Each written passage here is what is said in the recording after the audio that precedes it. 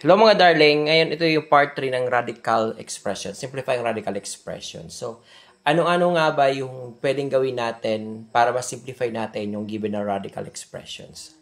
So, una, ang gagawin natin, removing perfect and powers. So, alisin natin yung perfect and powers ng given na expressions. So, sa rules natin, nth root of AB is equal to nth root of A times nth root of B. So, example, square root of 8x raised to 5, y raised to 6, and z raised to 13. So, ano yung dalawang number na pag multiply natin, the answer is 8, na dapat ang isa ay perfect square. So, ano yun? And then, take note, ang index natin is 2.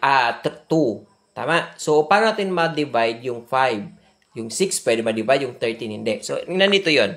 So, ang two numbers na pwede ma-multiply natin na answer is 8 is 4 at saka 2. Ang 4 is perfect square.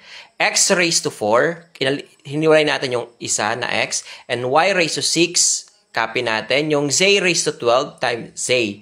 Then, pagsama-samahin natin yung pwedeng ma-remove natin.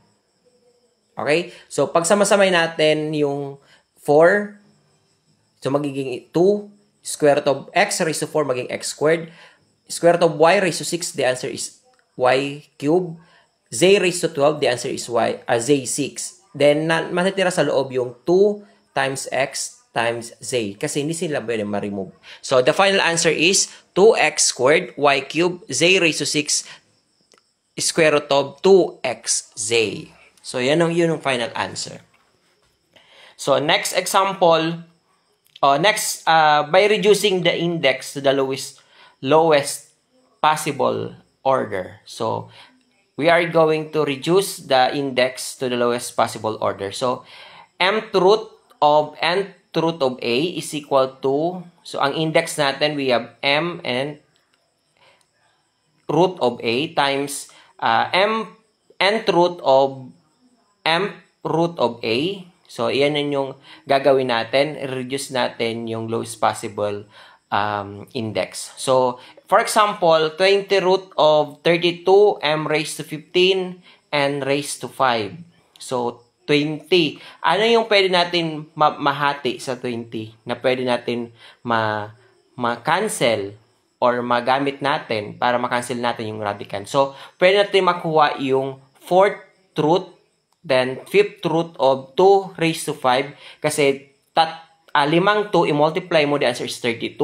Kasi ang index natin na una is 5. So, dapat, ang exponent natin ay pwede natin ma-divide sa 5. So, next, paghiwalay natin yung 15, yung m raised to 3 raised to 5. Kasi yung 5 pwede ma-simplify natin sa index. Then, n raised to 5. So, wag natin gagalawin. So, the answer is, cancel natin, magiging 4th root of 2, m, copy natin yung cube, and then n. Exponent lang ng n is 1. So, pwede natin, may isa pang paraan. May isa pang paraan para ma-simplify natin. So, 20 root of 32, m raised to 15, n raised to 5 is equal to, so, take note, ang exponent natin, pag kinuha natin, is 1 over 20. Lalagyan natin ng 1 over 20.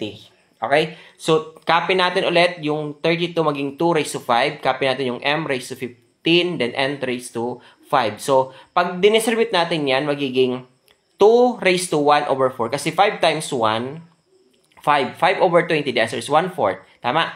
Then, m raised to 15. 15 times 3, divided by 4. 15 times 1, the answer is 15. So, 15 divided by 20, the answer is 3/4. Tama? So, is equal to n raised to 5 times 1. So, 5 divided by 20, the answer is 1/4. So, pwede natin siya maisulat sa 2m cube n raised to 1/4. So, pag sinulat natin, same pa rin yun nung una. So,